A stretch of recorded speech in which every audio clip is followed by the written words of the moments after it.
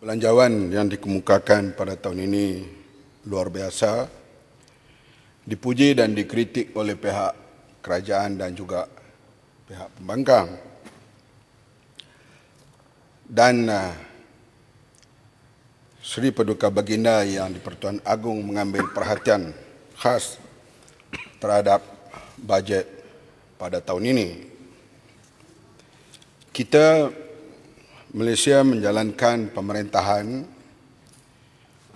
Raja Berperlembagaan yang telah dipersetujui bersama dalam rundingan untuk mencapai kemerdekaan dan ianya dipakai sehingga sekarang ini dan membuktikan bahawa konsep demokrasi Raja Berperlembagaan membawa keamanan, keharmonian antara masyarakat dalam negara ini.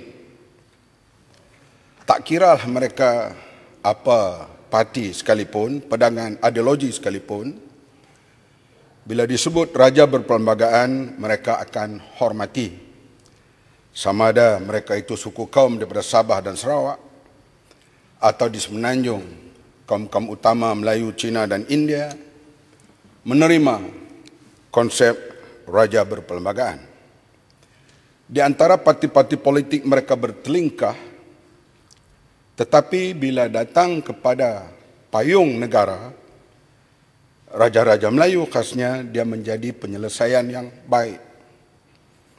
Pernah satu ketika dulu, nama Islam nak dibuang daripada parti politik dan badan-badan NGO. Berlaku perdebatan hebat di antara parti-parti politik dan NGO. Pandangan kerajaan didengar. Raja-Raja Melayu pun sudi menerima menghadap wakil-wakil daripada parti pembangkang. Maka akhirnya keharmonian dapat dicapai. Dan penghormatan itu sehinggalah perbelanjaan istana dan sebagainya kita letak dalam tanggungan. Tak boleh dibahas. Tanda penghormatan kepada payung negara. Sebarang pertelingkahan ahli-ahli politik jangan mengheret institusi raja-raja kerana ianya berbahaya kepada generasi pada masa yang akan datang. Kita melihat Thailand misalnya, raja itu ialah seperti wakil dewa dijelmakan di muka bumi. Cara mereka menghadap begitu tertib dan begitu merendah diri. Tetapi akhirnya berlaku di sana kumpulan rakyat baju merah dan baju kuning. Dikatakan yang ini pro kepada Perdana Menteri, yang ini pro kepada istana. Akhirnya sekarang baju merah dan baju kuning pun sudah tidak muncul. Muncul yang tidak pakai baju apa-apa. Bukan berbogel maksudnya. Para pelajar turun ke jalan raya mengangkat 3 jari. Iaitu mereka menuntut Perdana Menteri sekarang berhenti. Mereka menuntut pilihan raya semula. Mereka menuntut kuasa raja dikurangkan. Ini para pelajar yang turun sekarang di Bangkok dan di bandar-bandar besar yang lain. Pihak kerajaan mengenakan perintah berkurung. Mereka tak peduli itu semua. Mereka langgar perintah berkurung puluhan ribu dan tidak tahu apa kesudahan lagi berlaku di Thailand. Kita tidak mahu Malaysia, negara tercinta ini, mengikut jejak langkah itu. Kita menghormati kedudukan Raja-Raja Melayu, Raja Berperlembagaan, payung negara. Oleh itu, jangan siapa mengheret institusi yang mulia ini ke kancah politik. Kaum dan bangsa yang paling setia dengan ketua ialah kaum Gurkha, Nepal. Tetapi mereka akhirnya bangun menolak institusi raja di negara mereka. Dan kita tidak akan jadi begitu. Oleh itu siapa saja, pembangkang atau kerajaan, NGO atau siapa saja, hendaklah kita bersikap betul-betul biar kita yang bermasalah, tapi jangan mengajak institusi yang lain bersama dalam hal konflik antara eksekutif, antara pemerintah dan pembangkang. Saya juga ingin menyentuh soal bila dihidupkan semula jasa. Sudah tentulah isu perkauman akan dimainkan. Ya, gerakan Sheraton bermula di antaranya bisikan kepada kita, iaitu kita perlu mewujudkan kerajaan Melayu Islam tanpa DAP. Ini dimainkan isu-isu perkauman yang begitu dahsyat menjelang Sheraton.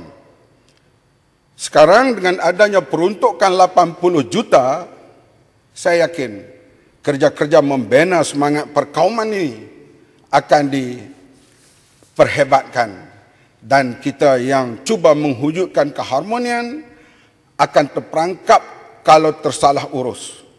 Kita lihat apa yang berlaku di Amerika Syarikat, janganlah ia dibawa ke sini. Isu perkauman sehingga orang black meletakkan "we can breathe". Mereka menjadi hampir huru-hara di seluruh bandar besar. Berlaku ketegangan kaum di negara mereka, yang mereka menjadi champion kepada human right, tetapi tidaklah champion dalam negara mereka sendiri. Oleh itu peruntukan kepada jasa yang saya yakin ianya akan dibawa kepada mempertahankan pemerintah yang ada melalui isu perkauman, mesti dinyahkan belanjawan ini. Kita tumpukan kepada peruntukan-peruntukan untuk membela rakyat yang lain. Sekarang kita akui bahawa dalam pergolakan di dunia ini, saya hadir dalam satu persidangan di Munich sebagai tugas saya yang terakhir sebagai Menteri Pertahanan sebelum ke Hanoi. Di antaranya dibincangkan soal Barat kehilangan sedang menurun kuasa mereka, restlessness, iaitu pembangunan dunia ini sekarang ini beralih ke timur, khasnya beralih ke China, Jepun, Korea, dan di sebelah kita di sini. Oleh itu Malaysia khasnya Kementerian Pertahanan, Kementerian Luar Bandar, Kementerian Dalam Negeri hendaklah bersedia untuk menerima perubahan baru ini dan merangka masa depan, terutama di sudut keamanan, supaya rantau khasnya Laut Cina Selatan tidak jadi pertarungan persenjataan. Ini amat penting kerana kawasan ini sekarang menjadi kawasan yang paling utama. Pelabuhan Kelang akan menjadi pelabuhan yang utama, dan walaupun tidak sampai ke tahap Singapura, dia akan menjadi satu laluan yang cukup penting dan singgahan yang cukup penting. Oleh itu, usaha-usaha dalam diplomatik, defense diplomasi mesti dipertingkatkan. FPDA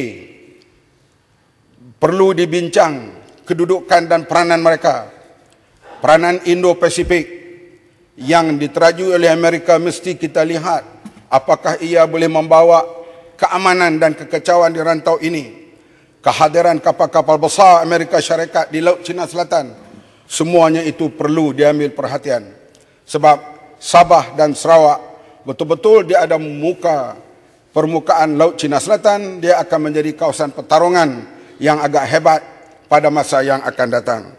Dan pertahanan Malaysia, supaya kita memberi peruntukan yang banyak pada masa akan datang, terutama kepada strike, iaitu mereka yang membuat kajian secara teknologi secara mendalam untuk membuat segala bentuk peralatan yang boleh dibuat di Malaysia.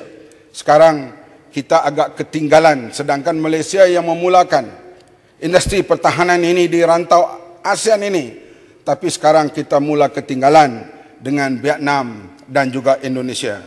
Saya tak nampak peruntukan yang besar kepada strike diberi oleh kerajaan pada tahun ini. Sedangkan ia amat penting untuk Kementerian Pertahanan merancang pertahanan dan juga alat-alat pertahanan pada masa yang akan datang.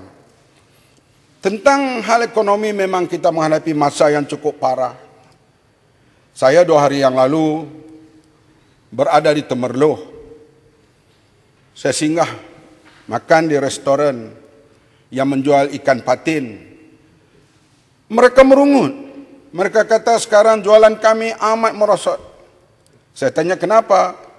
Orang-orang Kuala Lumpur tidak datang lagi makan di sini kerana soal lockdown dan juga perintah sekatan.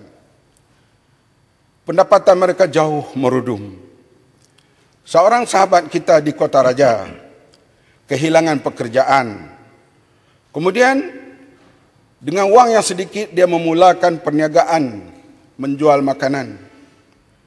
Alhamdulillah pendapatannya sehari, iaitu dengan jualanlah bukan keuntungan, 1,500. Bila berlaku perintah sekatan sekarang ini tinggal 300 sehari.